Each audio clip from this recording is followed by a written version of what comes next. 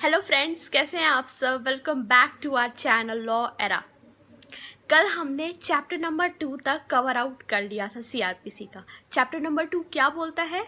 Constitution of criminal courts and offices. हमने criminal courts और offices के बारे में पढ़ा, जिसमें कि बहुत सारा चीज़ था। जुडिशियल मजिस्ट्रेट था, पब्लिक प्रोसिक्यूटर था, मेट्रोपॉलिटन मजिस्ट्रेट था एंड एवरीथिंग। ठीक है, आज हम चैप्टर नंबर 3 पे जाएंगे। चैप्टर नंबर 3 सबसे पहला हमारा 26 सेक्शन है, सेक्शन नंबर 26।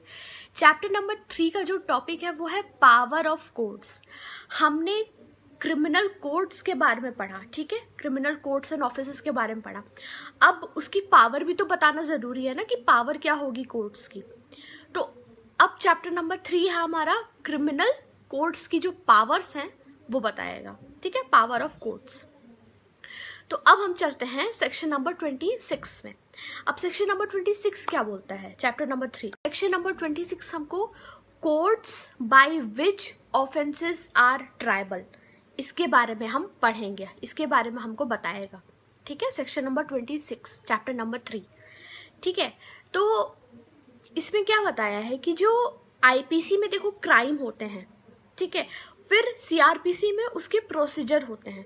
तो सेक्शन नंबर 26 में ये बताया है कि कौन कौन से कोर्ट्स में किस किस तरह के ऑफेंस के ट्रायबल होंगे, ये बताया है सेक्शन नंबर 26 में, ठीक है। तो अब हम इसको शुरू करते हैं।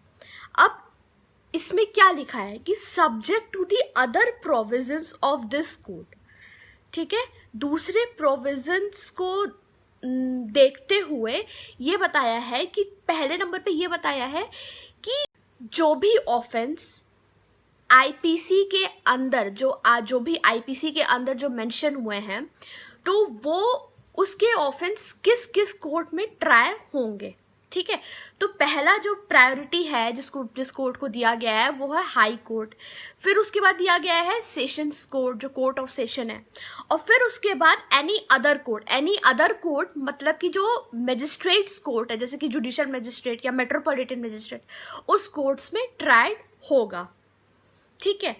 सेक्शन नंबर 26 को अगर हम सेक्शन नंबर 4 के साथ मिला के पढ़े तो कैसा होगा कि सेक्शन नंबर 4 में क्या बोलता है कि कौन कौन से ऑफेंस ट्राई होते हैं सीआरपीसी के अंडर, जो लॉ है, मतलब सीआरपीसी लॉ है, उनके अंडर कौन कौन से ऑफेंस ट्राई होते हैं, ये बताया है सेक्शन नंबर 4 में।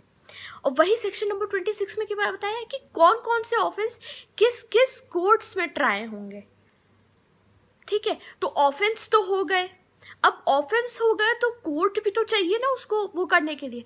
तो बताया है कि high court, court of session and any other court, जैसे कि जो आपका जुडिशियल मजिस्ट्रेट या मेट्रोपॉलिटन मजिस्ट्रेट, ठीक है। इसमें यह भी दिया है कि जो रेप के जो केसेस होते हैं स्पेशली, ठीक है, जो भी रेप के केसेस होते हैं, जो सेक्शन नंबर 376 से 376E तक, जो भी आईपीसी लॉ के जो सेक्शन 376 से 376E तक जो भी ऑफेंसेस दिए हुए, जो ऑफेंसेस मेंशन है, जैसे कि रेप और ये सब, तो ये सब बताया है। स्पेशली इसमें बताया है कि जो ये सब जो जज करेगा वो कौन होगी, वो वुमेन जज होगी, स्पेशली वुमेन जज होगी, क्योंकि जो विक्टिम फीमेल अगर होती है तो वो ज़्यादा कंफर्टेबल फील करती है अगर सामने वुमेन जज हो, ठीक है। तो ये है 26 सेक्शन का सबसेक्शन 1, ठीक है, कि इसमें कोर्ट्स का बता दिया कि जो आईपीसी के अंदर जो ऑफेंसेस होंगे तो वो कौन कौन से कोर्ट्स में जाएंगे ट्राई होने के लिए, जैसे कि हाई कोर्ट, आपका कोर्ट ऑफ सेशन, या एनी अदर कोर्ट, जैसे कि जुडिशियल या मेट्रोपॉलिटन मजिस्ट्रेट। और स्पेशली जो आईपीसी के अंदर में जो सेक्शन है स्पेशली ऑफ रेप, जैसे कि 376 से 370E तक जो भी ऑफेंसेस दिए गए हैं, मेंशन हुए हैं, वो स्पेशली वुमेन जज करेगी उसको, मतलब उसको जज करेगी वुमेन जज, ठीक है। पर अगर बाई चांस ऐसा नहीं हो पाया तो ज़रूरी नहीं कि वुमेन जज ही करे, उसको वो मेल जज भी कोई कर सकता है, पर प्रायोरिटी होगी कि वो वुमेन जज ही करे, टू फील कंफर्टेबल, कि विक्टिम को कंफर्टेबल फील हो उनके सामने बोलने के लिए, ठीक है। तो ये हमारा है पहला सबसेक्शन। अब दूसरा क्या बोलता है? दूसरा सबसेक्शन आईपीसी को छोड़ के और उनको छोड़ के दूसरे लॉज के बारे में बात कर रहा है, ठीक है, कि अगर उस लॉज में अगर उनके अंडर कोई ऑफेंस होता है तो किस कोर्ट में इंसान जाएगा, ठीक है, ट्रायल होने के लिए। तो पहले तो ये बताया है कि अगर सपोज मेंशन है उस ऑफेंस का अगर कोर्ट मेंशन है तो वो तो फिर उसी उसमें जाएगा, कोर्ट में जाएगा। पर अगर मेंशन नहीं है तो किस कोर्ट में जाएगा? तो पहला है हाई कोर्ट, पहली प्रायोरिटी हाई कोर्ट रहेगी। फिर दूसरी प्रायोरिटी रहेगी कि दूसरे एनी अदर कोर्ट में, जिसे जहाँ पे फर्स्ट शेड्यूल मेंशन है, जिसमें फर्स्ट शेड्यूल दिखा रहा है ट्रायल होने के लिए। ठीक है, ये दो कंडीशन है, पहला हाई कोर्ट और दूसरा की जिसमें फर्स्ट, जो दूसरा एनी अदर कोर्ट जिसमें कि फर्स्ट शेड्यूल दिखा रहा है ट्रायल होने के लिए।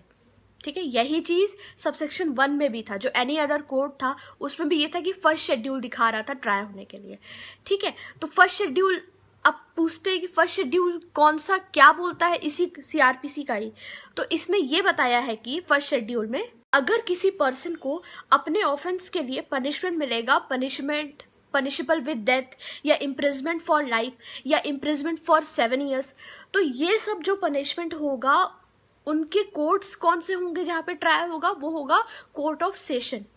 ठीक है, ये होगा फर्स्ट कंडीशन। फिर दूसरा कंडीशन क्या है कि अगर किसी पर्सन को पनिशमेंट मिलेगा कि उसको इम्प्रिजमेंट फॉर 3 years या more than 3 years but less than 7 years, अगर उसको ऐसा पनिशमेंट मिलेगा तो उसका होगा court magistrate of the first class.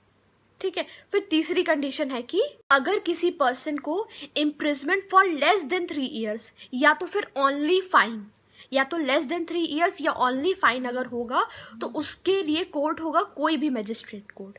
ठीक है, या तो वो जुडिशियल मजिस्ट्रेट या वो मेट्रोपॉलिटन मजिस्ट्रेट।